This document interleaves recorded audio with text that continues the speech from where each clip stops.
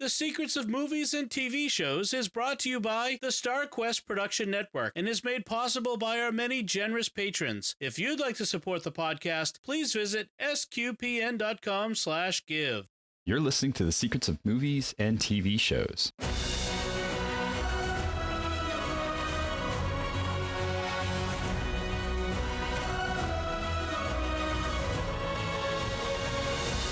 Hey everyone, I'm Thomas Sanjurjo, and you're listening to our third episode in our Secrets of Dune series, where we're going to discuss the hidden layers and deeper meanings of Frank Herbert's Dune and its various media representations. Joining me on the panel here today are Jack Baruzzini. Hi, Jack. Hey, Thomas. And Andrew Hermiz. Hi, Andrew. Hey, what's up, guys? So tonight we're finally going to cover the original source material, the book. So we've done a couple of different movie representations, a failed movie representation, and we're actually going to get to the real thing tonight. So different kind of speed for the movies and TV shows, because we're going back to something that's real source material. Now I have a question for you guys. Are you guys people that like watch a movie and that is based on a book and compare notes between the book and the movie, or do you just appreciate them for what they are? I gotta ask before we get started with this. For me, it really depends on what movie and what book it is. Something like this, or I guess you could kind of compare it to Lord of the Rings. I'll compare it, and what I'm mainly looking for is that they keep the core ideas the same. I realize that there's going to be things you can't translate well from the page onto the screen, and so I'm okay with them changing like plot events or condensing things or moving things around or combining characters if they have to. But as long as they keep like the core themes the same, then that's usually what I'm looking for. Yeah, I'm along those same lines. I don't really care. Like, I'm not one of those like fanboys of the book, like where the movie or the TV show has to like, treat it as gospel. Like I like you said, Jack, I think as long as, they nail down the key themes, and as far as plot, as long as like there's no major changes as to where like it becomes a completely different story, or you can tell, they made changes in order to just maybe satisfy try and satisfy the audience, a broader audience or something like that. To me, like when it comes to adaptations, it's a totally different medium. So yeah, I'm not too worried about like, how faithful they are to every story beat, because it's nearly impossible to do that. So yeah, I do watch out for changes, and a lot of the times, sometimes the movie or TV show might improve on the book, or might surprise you, or it just, in most cases just works out better for the medium. So yeah, I try not to care too much about those things. That's good. I think both those are great answers. I'm the same way. I don't mind. I always go into a movie watching it as a different story. I learned that very early on. Then if I got too upset about the the adaptations on the screen, that it would just ruin both for me, and then I wouldn't want to have anything to do with them anymore. So as long as it stays true to like the general idea of what was happening, that's what I'm looking for. I'm always interested in casting. That's one of my favorite parts of watching movies based on books, because your idea of a particular character is going to be completely different from my idea. But then once you get them on screen, that's what's there. You see the person, you see the way they act, you see the way that they're presenting things. So it's always really interesting to see who they pick to fill those particular roles. Mm-hmm. Okay, so before we dive in too much on the book, I want to give everyone a little bit of an impression on where the three of us stand with having read the book, so we can start there. So kind of frame that. I think the most recent first read is you, Andrew, right? You read it just recently, first time? Yes. Yeah. I think I finished it probably a couple months ago. Awesome. And so what I want to do is kind of give each one of us give a story about our initial reading, like tell when we initially read it and kind of what was going on in our lives in the world when we read it, and then that'll kind of frame it. So Since you're the most recent, you get to go first. Sure. Yeah, I basically read this book because it was homework for this podcast. Yes. But yeah, right. But no, I mean, I did volunteer to do this podcast because I have always been fascinated by this story. If for those of you who have been listening since our first podcast, you'll know that I got into it. My only exposure to the actual story was really the David Lynch film, which is quite an interesting way to dive into this world, to say the least. And Jodorowsky's documentary was something I'd watched as well. But, you know, the documentary doesn't really obviously worry too much about the story. It's all about the behind the scenes of this movie that never got made. But yeah, really my only exposure, like I mentioned, was the Lynch film. And then the journey of this podcast has led me to this book, and then ultimately Villeneuve's film that will come out later this year. Hopefully if they don't delay it again. Don't curse it. Don't curse it. Yeah, I don't want to jinx it. So yeah, I was going into this book a little intimidated. I mean, just by me knowing what I was kind of getting myself into, knowing how sort of dense the material is, and just knowing the reputation the book has for its pacing, and you know how Herbert chooses to tell his stories, and I think sci-fi novels in general from this time period are kind of dated in its storytelling. If you're like me, I mean, I'm not a big sci-fi novel reader. Like the only sci-fi novels I've really read are like, you know, a handful of Star Wars ones, and yeah, not really anything else comes to mind actually. So this is a really way different way that like, again, the pacing and all of it was something that I had to kind of prepare myself for. And I'll admit that, you know, in the beginning it was really a slog to get through this book. And I know I'm not alone in that sentiment, but just getting used to that, the way that Herbert, you know, because there's a lot of a lot of how he writes is, it's a lot of world building, right? Which is very common, especially when you're writing an epic and an epic story like this, and a story that spans multiple books. I mean, you really only have to read this book. It's kind of a self-contained story, but you know, as we know, there are other books. You know, he chooses to kind of go off, for pages, just, you know, kind of describing, you know, the setting, and a lot of times it won't add anything to the actual story. It's just we're just kind of getting lost in the world. And for me, a lot of that is like, I can appreciate it, but you know, it's kind of hard to concentrate on what actually is going on, you know, sometimes as you're reading, but I got through it. I mean, I took some breaks from the book. It took me, you know, on and off. It probably took me about 2 months to finish it from start to finish. You know, just a lot of times just putting it off. But it was. Well, I know we'll get into it. I don't want to reveal too much of how I feel about everything. I know when we get into the themes of the book, you know, I'll share more feelings on this, but overall, I do understand and have more of appreciation for what this book means for the genre of sci-fi across all platforms. You know, like all the influences from Star Wars, you know, are there, right? And it's basically every sci-fi movie that you've seen. So it's, you know, it's kind of like you're reading a history book, right. And you're putting things, and things that you've seen throughout your life, or events that have taken place throughout your life, or in this case, other movies or shows or books that you've read have context now, you know, to where it's come from. So, I mean, a big part of what I got from the reading this book is that sort of appreciation, and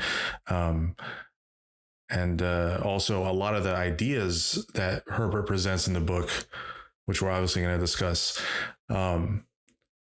he presents in a way that I think is better than almost any other writer I've read. Like, I'll give him that. Like, he's really good at presenting the themes and the ideas. But as far as storytelling, it was kind of tough for me, but in presenting those ideas, I think he really nailed it. Yeah, I think you're not alone in that at all. It always amazes me when people tell me that Dune is one of the best-selling sci-fi novels in the world and in the history of science fiction. Right? It's like, how? It doesn't make any sense. That's a good point. Yeah, it does not make sense. Yeah. All right, Jack. So when did you first read it? I first read it about 5 years ago. It'd been on my list for a long time, and I was really blown away by it. I like to compare it to, and then I've read it 2 more times, and I just finished it like a couple of weeks ago in preparation for this recording, so it's fresh in my mind. But something that's always really blown me away about it is how it doesn't feel dated like a lot of like 1950s or 1960s sci-fi. Like when you read it, you can tell this is of the era, like things like Arthur C. Clarke or H.G. Wells, like they're very much of their time. But if you told me that this book was written in 1995 or even like the early 2000s, I would not bat an eye at that, because it feels so timeless in the way things are done. Kind of the same way Star Wars is, which, Star Wars takes a lot of influence from this, but it has that timeless quality with the technology and just with the organic way the story is built. To me, this is to sci-fi what Lord of the Rings is to fantasy. Where it is a sci-fi novel like Lord of the Rings is a fantasy novel, but it is a lot more than that. And I think that's one of the reasons that it is the best-selling sci-fi novel, because I feel like this is a book that you could recommend to someone who is a fan of great literature more than just the sci-fi genre. Whereas with a lot of sci-fi, you got to know what you're getting into and like that kind of thing. Like, as much as I love Isaac Asimov, if you're not a fan of science fiction, you are not going to like his books. But I feel like Dune, you could consider it like great literature. Right. I totally agree. And the comparison to Isaac Asimov is one that I think we'll bring up a couple more times, because it's just, it's always stunning to me to think of these two, of this novel and Herbert's sci-fi in general, in the same, even conceptual realm as Asimov or as Clarke. Clarke's stuff was closer, but still, they just feel different. They just feel incredibly different. Yeah. Yeah. I think, to your point about it having been written in the 90s, this book, the one thing that blows my mind about this book is the way they talk about the atomic weapons and how that's kind of the pinnacle weapon that they have, and nobody wants to touch it. And it's a very different way of looking at atomic weapons than I think a lot of other authors were doing at the time. And the reason that it works so well is because it's the way that we really think about them today, right? They're this thing that's like a fail-safe end plan. We don't want to do that, but we will if we have to. And I don't think anybody else had that sense at that point. But the way that it's written in this book, it really feels like our modern conception of the way atomic weapons are used. Right. I think another thing that really sets it apart is the fact that one of the themes they touch on is there are no advanced computers because of the Butlerian Jihad, where there are no thinking machines, which is what they call them. And I feel like the fact that there is no advanced computers in the story really helps keep it timeless, because you're not getting a 1960s view of what advanced computers were. Yeah. That humans were better calculators than the machines ever could be, which is I like that. That's another one that kind of really places it in a good spot. All right, so for me, I read it when I was 15. That's the first time I read it, and I absolutely fell in love with this book at 15 years old. It helps that Paul is right around that age in books, so it just resonated with me very deeply, and I read it every single year after that until I was 28 years old, and I lost the book because I loaned it to someone and never got it back. and I kept intending to buy a new one, and so finally I did a couple years ago, and I haven't read it every year since then. So it's been about 5 years that I've had a copy in the house, but I have read it 3 more times, so almost every year since I've had it back in my house. And I love this book. I love sci-fi. I am a huge sci-fi buff, so I've read Asimov, I've read Clarke, I've read Heinlein, I've read Philip Dick, which are all contemporaries of Frank Herbert. And there's just something about this book that I don't even think of it as science fiction, really. And I'll be completely honest in saying that it does feel like a great literature work that just happens to have a sci-fi underpinning. And that to me is, I think, what makes it, it's what sets it apart into that region of being the best-selling science fiction. Because like you said, you don't have to, it's not stylized in such a way that only this particular group of people is really going to enjoy it. But it tells the story of real humans and real humanity and real growth and a real coming of age tale. The reality of impending doom, fate, whatever you want to call it. And I think that's one of the themes we'll talk about as we get into it. But it tells a real story, and it just happens to be 8,000 years in the future. And I love that that's another thing that I think is really good about the setting of this book, is that it's like, it's so far in the future we don't even know what it's going to look like, so I'm just going to make it up. Right. I'm just going to invent everything I want to invent about it and hand wave a whole lot of it along the course. So I have to ask, Andrew, I'm assuming you haven't read the rest of the series, right? Oh, no. Okay. Yeah. Well, I know, Jack, we were talking beforehand, and you have read the rest of the series. I'm actually most of the way through Children of Dune right now, so I'm 3 books in. Okay, yeah. Well, okay. Yeah. So if for anyone who hasn't read the rest of the series, Andrew summed it up best. You really only have to read this book. If you've ever watched the Matrix movies, all 3 of the Matrix movies, that's the way I feel about the Matrix movies too, where you just have to watch the first one and it says everything that needs to be said, and the rest of it is just kind of cotton candy. Absolutely.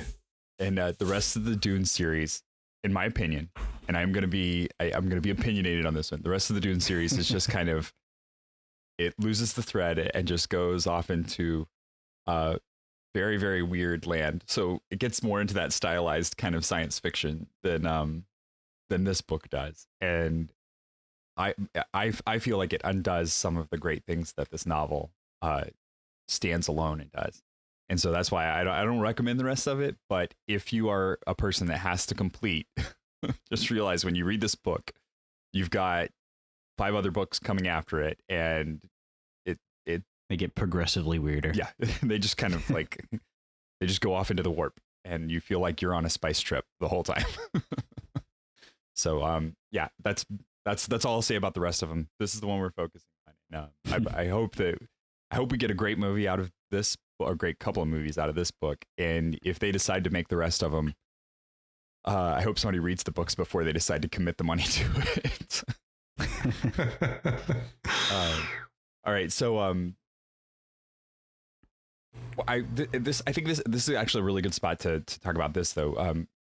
Having read it as adults, both of you, what do you think about the right age to read this book?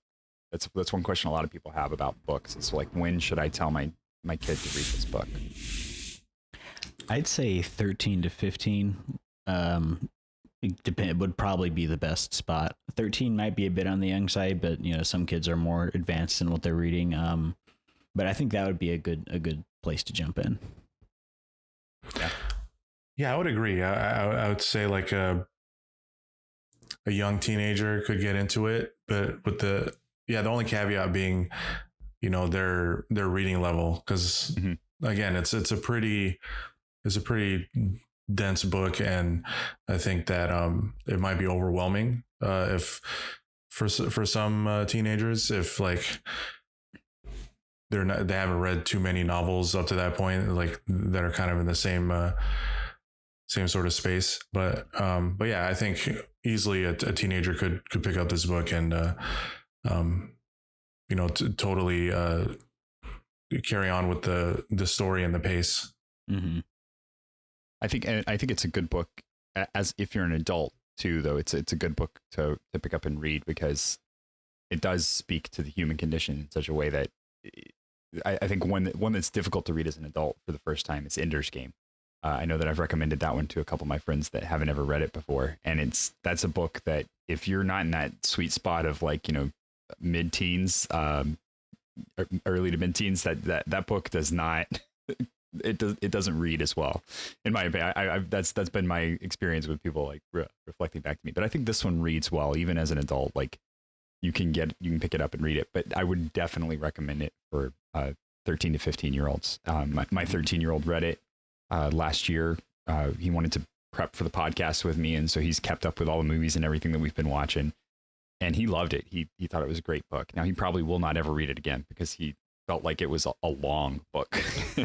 He's not a guy for like rereading books or like reading long books in general.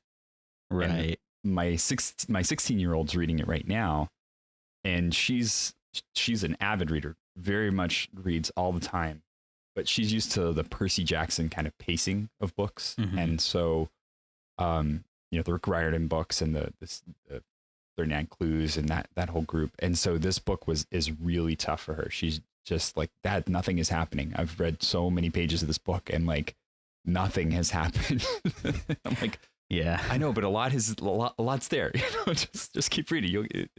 Keep reading.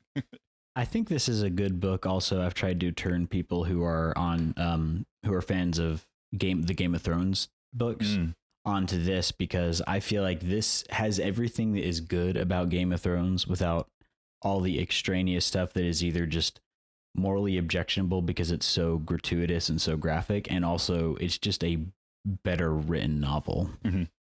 So, but it feels a lot of those same it hits those same points, I feel like. I would agree with that. Yeah, definitely. That's one thing that that's a good point, because George Martin always blew me away with the way that he could describe things so well that I never needed to look at the map. That's always my I'm just marvel at that fact, because even with Tolkien, Tolkien would describe stuff and I'd be like, what? Where's that? And then I'd have to go back and find the map at the beginning and look at it and go, okay, now I know where we are. But for Martin, I never had to do that. I just always knew where we were. And that it feels kind of like that with Dune, although maybe more that there's not really an important map point. Just right. You're either in the city or you're out in the desert, and that's it. Yeah. So cool. So I think, to start off with, the thing I wanted to discuss kind of from the beginning is not the book itself, but Frank Herbert, the person.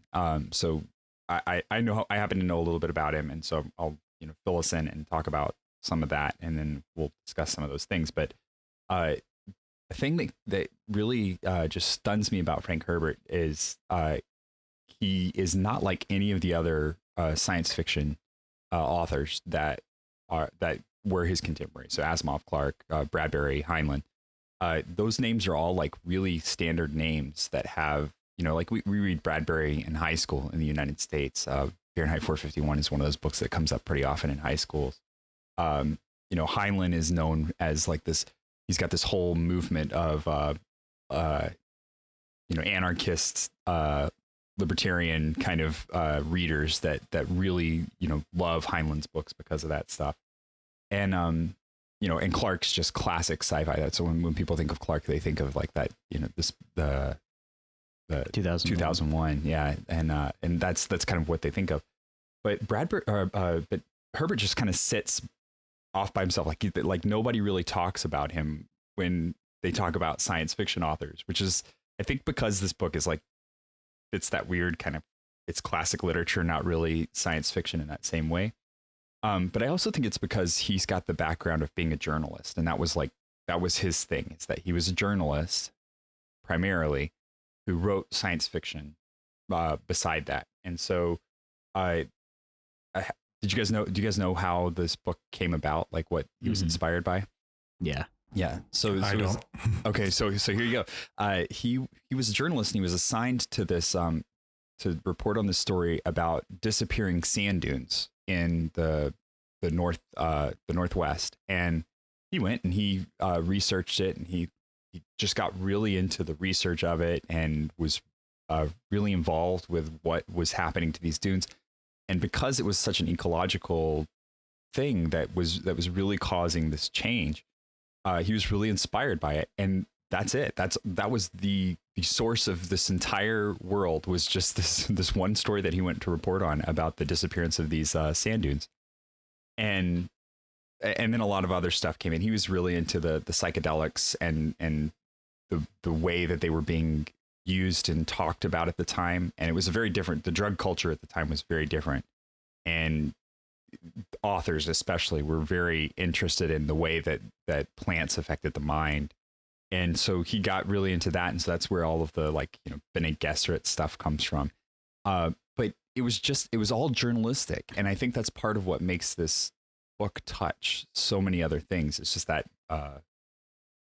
having that journalistic intent. So, when you talk about Andrew, like him kind of wandering off for pages, just describing things, just describing the palace, like it's just Paul wandering through the palace for, 5-10 pages. And there's nothing going on in the story. It's just him wandering the palaces. That's Frank Herbert, like doing that journalist thing, like talking about the details just to fill in the picture for you as the reader so that you have a sense of being there.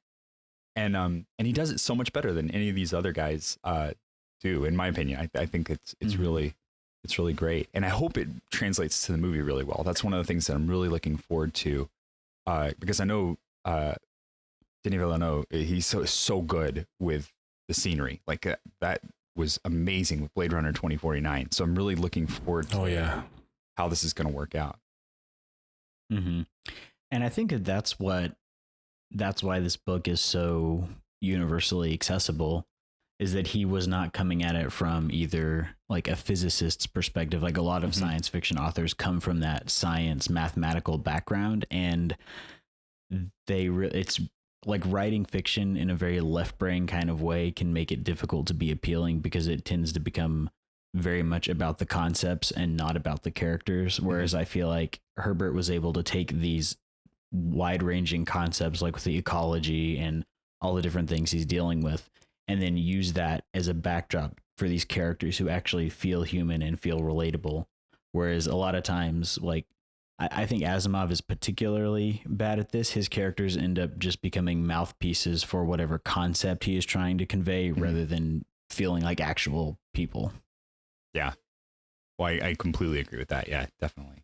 The Foundation series, while it's great, it is very much like a scientific telling of the future. And it's kind of, yeah. So that's getting an Apple TV series, right? Yeah, I believe so. Yeah. I saw the trailer for that. It looks pretty epic. I haven't read the book, but I know of the book. If you had a hard time with the pacing of Dune, that one's a tough nut to crack. Yeah, the Foundation series is rough because I think with Dune, at least you're getting the settings. With Foundations, you're getting like so much of the science. It's right. Yeah. And it's trying to explain it, and it's like, I guess that's what I like about. Yeah, that's what I like about Dune, is that he doesn't explain any of the science, and he doesn't even do world building in that way that a lot of science fiction authors do, where they're like, all right, these two characters are going to have a very extraneous conversation where they mention a bunch of specifics that is solely for the audience. Most of his world building you just pick up through inferences or through the little chapter headings. And I like that because like you're reading the book and they'll reference like something and you don't even know what that is, but you just kind of infer based on the context. And then later on you might learn, but like they don't ever go into like, and this is how this piece of technology works. It's just there and it's part of the world, which I like. Yeah, and so I think that's how I like my sci-fi too. Yeah, I think that's why we like Star Wars. It's because like it's not. Yeah, it doesn't bother with like, oh, how do these lightsabers work or how does the Force work? It's like this is just how it is. And I know once once they started doing that, see, once they started to try and explain it, that's when it didn't work out so well.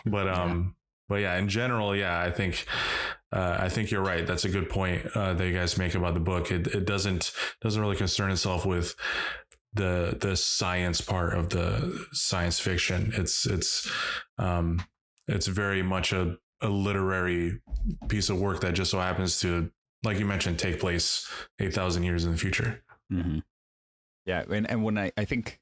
The brilliance of it too is that you're talking about a man that published a book in 1965, so you've got civil rights movement, you've got the sand dune ecology thing, you've got the mainstreaming of psychedelics. There was a lot of talk about the post-World War population boom. So already there was discussion about overpopulation and what we were going to do with an overpopulated world.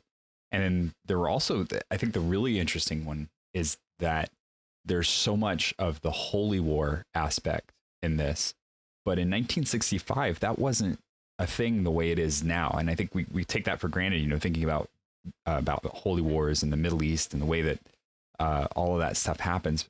And it was something that has been in existence forever. But he wasn't just talking about crusades when he was talking about holy wars. He was talking a lot about like what we consider modern day kind of states rising up with religious intent being brought into political action.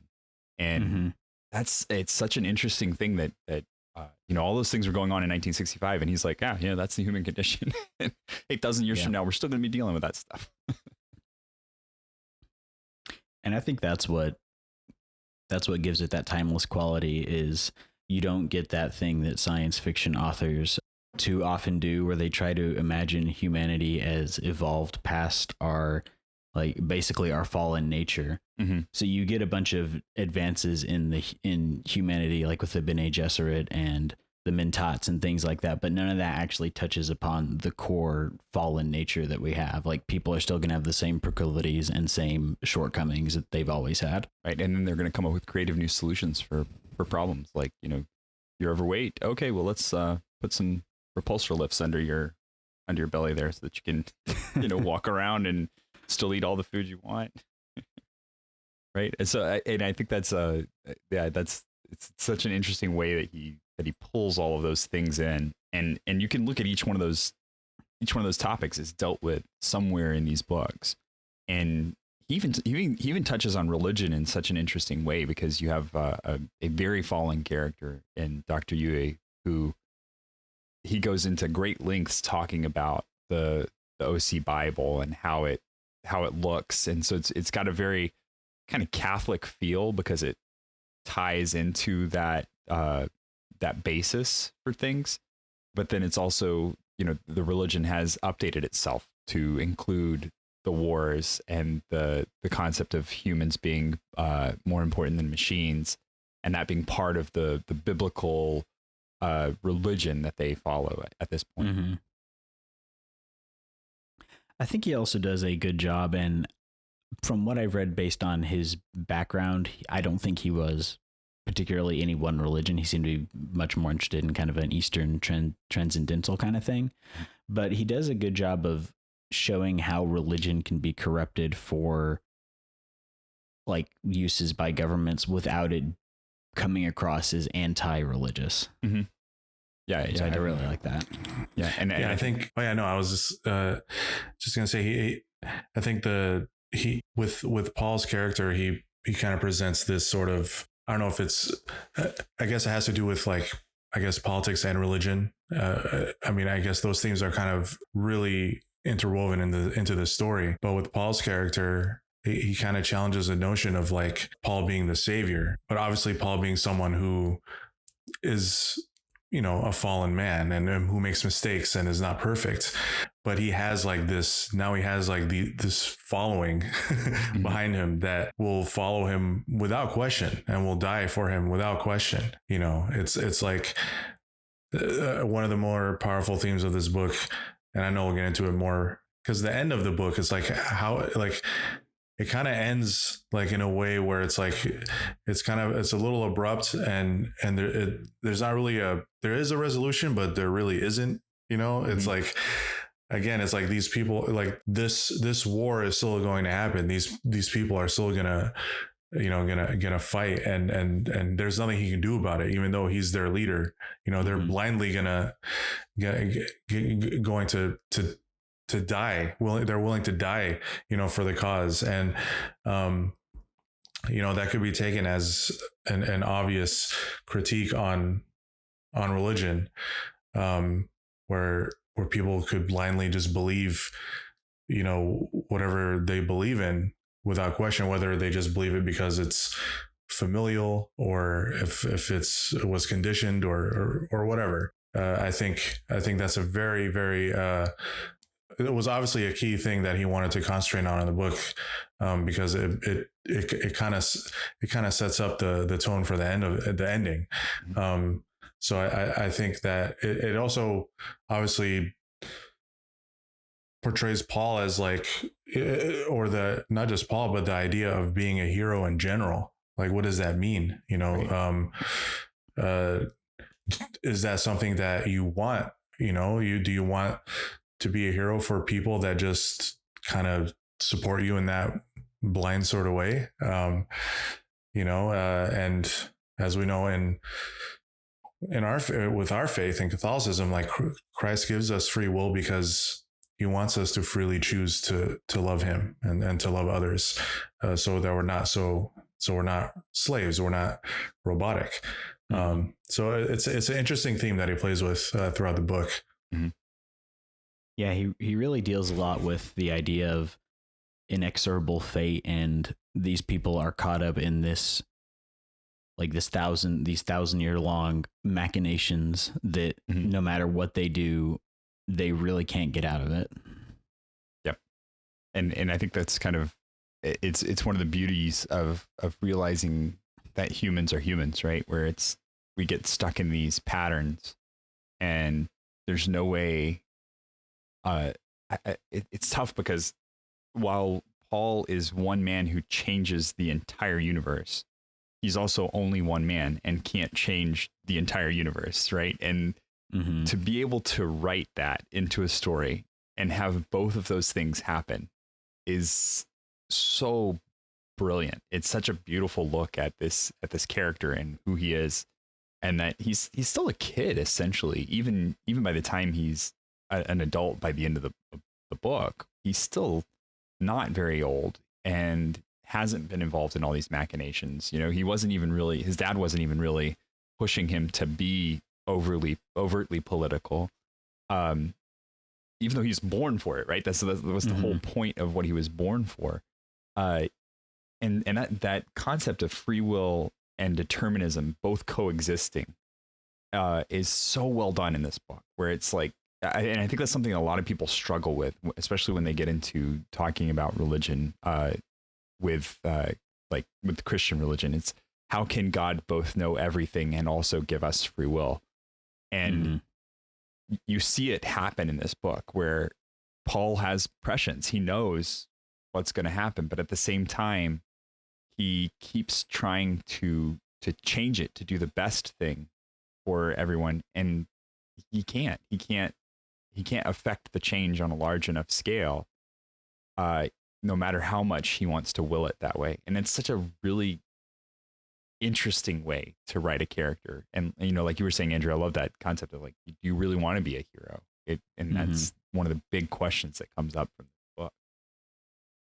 I do think it's funny. I've seen I've seen a critique of Dune where they say it's basically the white savior trope. And I feel like that, unless you've not read the book, that's not really in there at all, because the entire point is he's caught up in this just as much as everyone else. Right. And especially in the sequels, it kind of flips a lot of that on its head. Well, yeah, the Fremen basically elevate him to that status, right? He doesn't seek that at all. And then the Fremen kind of like push him, like, you are this person, and they keep trying to put him in this role. And and a lot of it's just dumb luck, right? Like some of it, obviously, the true believer would say, well, obviously it's not dumb luck. It's not, nothing is by coincidence, right? But the fact that he picks the name Muad'Dib, which is just the desert rat that kind of hops in a funny way, and that's the name of their prophet. It's like, okay, yeah. I mean, I know you could, and you see at that point the Fremen start like, oh, this is the guy, right? Yeah. And he has no clue. He's just, that's the thing that saved us going across the desert. I don't know. It seems like the most inoffensive thing. I'll pick that name because it'll just keep me out of trouble, right? Nope, that's the one. Right. I think that just goes back to the movements of fate carrying things through, and even the Bene Gesserit, who are, they think that they're guiding everything, but they're really caught up in it just as much as everyone else. Yeah, especially when you start to learn about the bloodlines and what they've been doing to try to manipulate the bloodlines and find out the reality of who Jessica is, and then that makes the reality of who Paul is. They're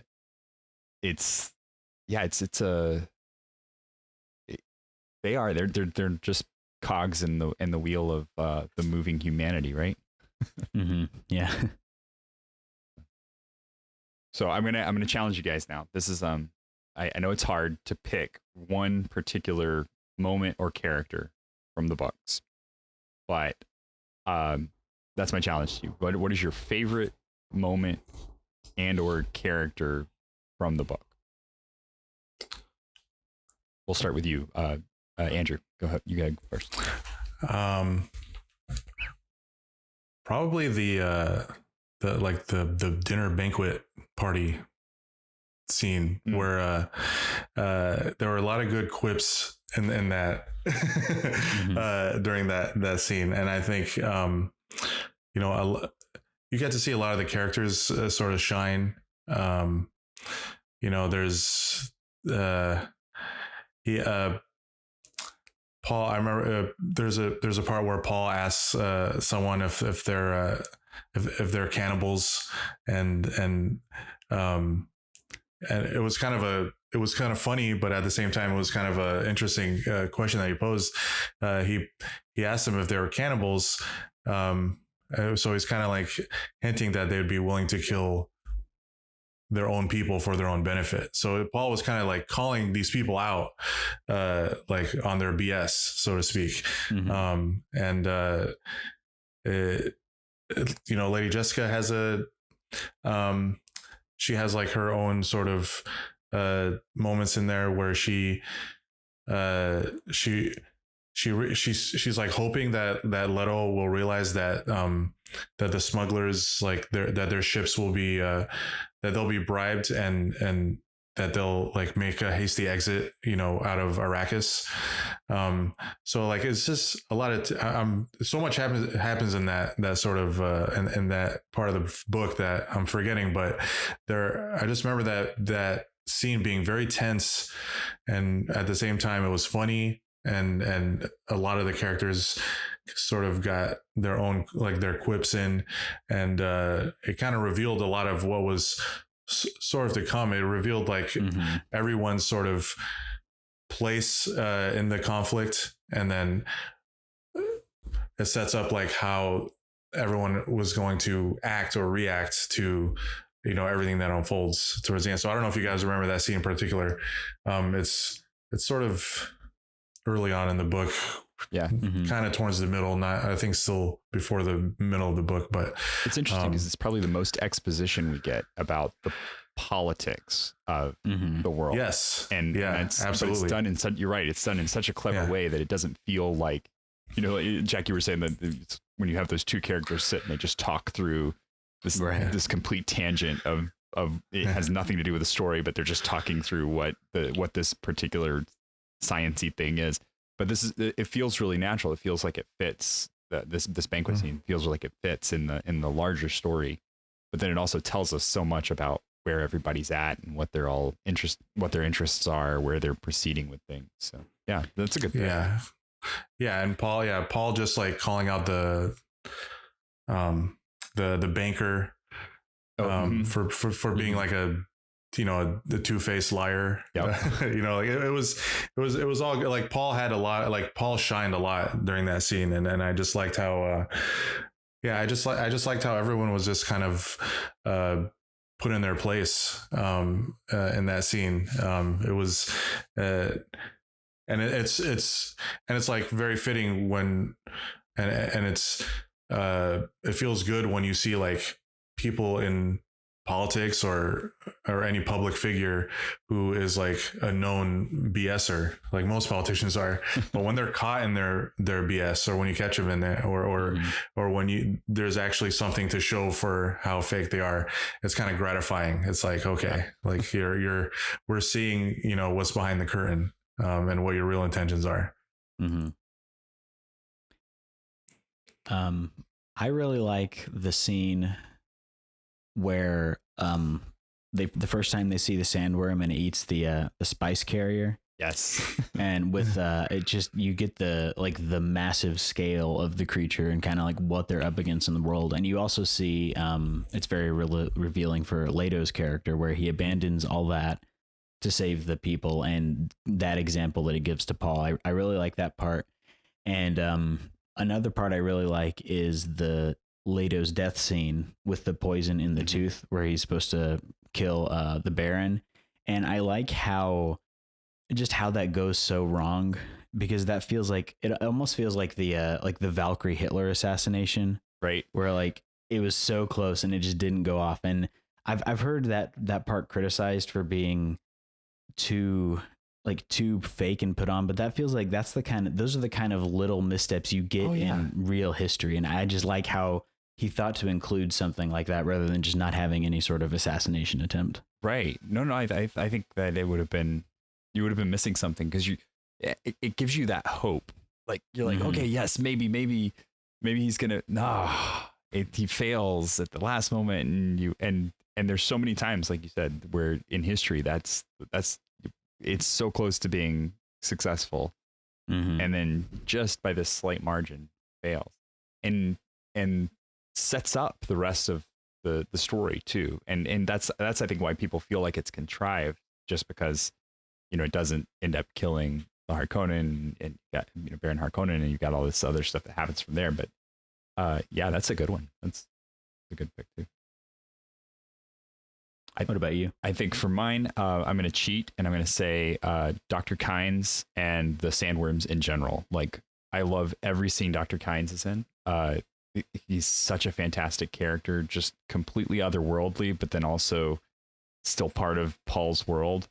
And you see that kind of in the fact that he ends up with Chani later on in the books. But he's this scientist that's figured out how everything on this planet works to such an extent that he's ready to manipulate the entire planet, and at the same time is willing to admit that he doesn't really understand everything about it, and just maintaining that level of interest in something, and knowing that I don't need to know everything about what I'm doing, but I know enough to be able to make a big impact or make a big change, and I'm comfortable admitting what I don't know, because that's and that character really, to me, is so inspiring. And the entirety, like the immensity of the sandworms, and that's not even like the one that swallows the harvester at the beginning of the book. That's not even the biggest one that's out there, right? That's just a medium size one. It's kind of So it's really cool, and I hope that it looks like, from everything that we've seen on the screen so far, that looks like the movie's going to have that effect down. So I'm excited to see that one. That's the one I'm really like looking forward to seeing those. The sandworms. Gotta see those. So before we close out, I'd like to get some predictions from you guys about the movie. I know we've already seen the floating Baron Harkonnen in the trailers, which I was like, no, but like it's a homage to Lynch's, so I'll let it slide. But what I want to know is that what are you guys most looking forward to in the new interpretation, and what are you most worried about? So one thing that you're looking forward to, one thing that you're worried about in the new movie. Jack, let's start with you. I'm looking forward to, and this is more of a minor thing really, but I'm just excited to finally see ornithopters actually portrayed on screen like they're described in the book, because every adaptation we've had, they've never had the flapping wings. Right.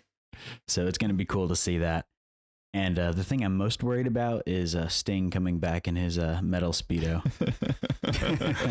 Yes. Not really. That would be troublesome. Yeah. Oh, I would love to see it just for the comedic effect. Yes. Oh, man. All right. So Andrew, how about you? I'm looking forward to the sandworms. I think that's obvious. I mean, just the glimpses that we get from the trailers just look awesome. And being a huge fan of Denis Villeneuve, visually the film is going to be spectacular. So I think he's going to pull it off very well. I'm not worried about that. The only thing I'm worried about is is just making sure that, it translates the story well. Because I think the from Lynch's film and with the miniseries, there's such poor adaptations of the book. I guess the miniseries was pretty faithful, but it was poor in its adaptation from the perspective of like, production and, bad acting and all that sort of stuff. A lot of it out of their control, obviously, because of budget, but a lot of it, was just some poor acting and directing choices. And the Lynch film, I think, obviously Lynch, we already discussed the problems with that film with the studio interference. And I think Lynch, not having his vision. I mean, he's such a particular director that even if he did get his vision on screen, I think it would still be met with mixed results because he's just that sort of director. Right. He kind of takes it over and he has his own sort of way of doing things and telling stories. The only thing I worry about is that I hope it's Denis Villeneuve, and I'm sure he does, and I'm sure he will, respects the story, but at the same time, like we talked about at the top of this podcast, it doesn't have to be 100% faithful, to the T of, every plot point. As I understand, the movie is going to cover the first half of the book with the idea that part 2 will cover the last half. Mm-hmm. So I think that's a smart choice. I mean, because it's a lot to put into, a 2 hour and a half film. And obviously allows the film to make potentially more money with a second movie. And because I don't know, like from what I gather, I guess the other books are probably not going to get adaptations because they're not nearly as popular, obviously, as the first book. So yeah, I'm worried about also with box office, the box office worries these days with, the pandemic. If it doesn't make enough money, does that mean the second movie doesn't get made? Or I hope they already have that one in hand. They're just like holding off on it. Right. I hope so. Yeah. They've not filmed it. They haven't filmed it. So that's why I'm worried. Yeah. If they filmed it, I wouldn't be worried. Yeah. But I mean, from what I've read, I think they've given Denis a lot of all the confidence in the world that he'll be able to finish telling the story. So I think, production companies now are just counting this year as a loss for almost all their films, and trying to just recoup those losses, in sort of creative ways. I think, is this did they just, I forget, are they doing the HBO Max the same day as they are? Yes. Okay. Yeah. So that kind of worries me because that's proven not to work. It actually, if you look at the box office numbers, even though it's a small sample size, the movies that have just released theatrically alone have done way better. Mm-hmm. Which is obvious because, people need to see the movie. They have no choice but to pay the money and buy a ticket. So yeah, I don't know. That's the only thing I'm worried about. Honestly, I think it's going to be great. Denis hasn't made a bad film yet. So I'm just really looking forward to it, as we all are. Mm-hmm.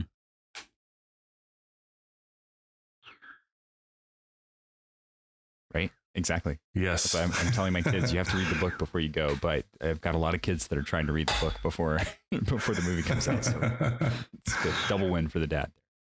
I think for me, the thing I'm looking forward to the most is the settings.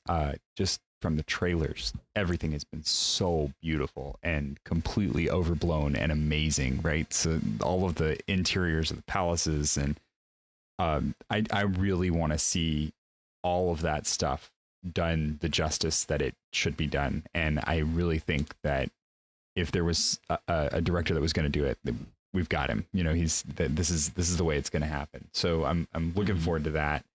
And I think the biggest thing I'm worried about is just the reception not being what it should be, because I think this is going to be a really great film, and I'm a little worried about it stopping midway through the story, because that kind of the way it breaks the story up is going to be interesting. And so I'm not sure where he's going to put that stop point on the movie, but this book is one of those that it builds and builds and builds and builds. And so if we get the first half of the book now, and it takes another couple of years to get the second half of the book, it'll be interesting to see whether that build translates all the way through on that split.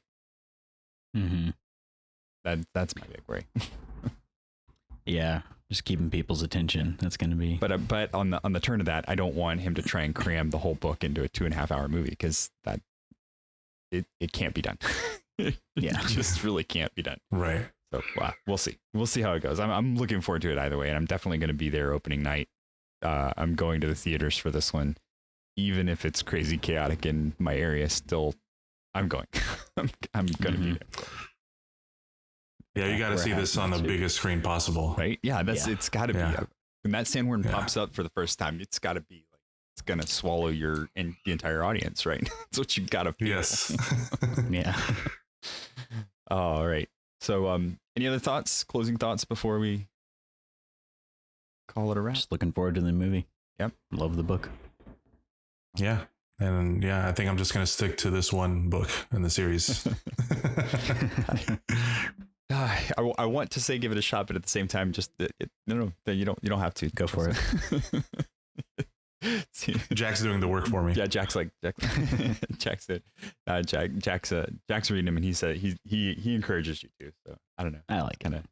It's a toss up, and it's one of those things where you will find it's very opinionated. People are very opinionated about it. There's no, they're okay. You could no. It's either they're good, you should read them, or no, just avoid them. They are terrible. They're really just not good. And did you say did you say that Dr. Hines ends up with Chani? No, Dr. Hines is Chani's dad. Oh, Chani's dad. Okay. So which is kind of the tie-in that you end up with Paul and that whole line. So all right. That was kind of weird when you said that. I was like, I kept that in the back of my head, like, what? No, it's because it's right. That's his daughter, and the way that he ties into the Freeman, right, is like with just he became one of them, and got it, yeah, which is kind of it makes sense then, because that's why Paul is able to do that too, because he's just they're not really as much a race of people as they are like an ideology of people, which is a really cool way to think about them too. Mm-hmm. All right, cool. But we can edit this out. Then that was a misunderstanding.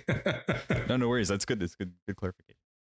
All right. So we'd like to take a moment to thank our patrons who make it possible for us to create the secrets of movies and TV. Their generous donations at sqpn.com/give make it possible for us to continue making this show and all the shows here at StarQuest. You can join them by visiting sqpn.com/give.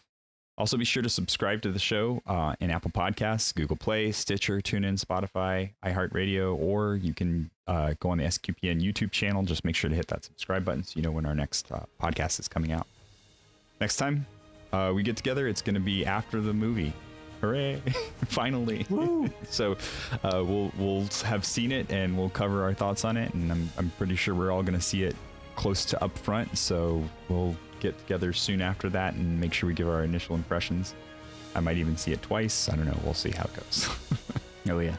I'm probably going to, because I'm going to be so excited the first time. I'm going to need a second time just to like sit down and take notes. Yeah. So we're looking forward to it, and we're also looking forward very much to sharing our thoughts with you at that point. Thanks for joining me tonight in this episode, Andrew Hermiz. It was a pleasure having you. Pleasure to be here. Thank you. And Jack Baruzzini, nice having you here. Thanks. Good to be here. And once again, I'm Thomas Sanjurjo. Thank you for listening to The Secrets of Movies and TV on Star.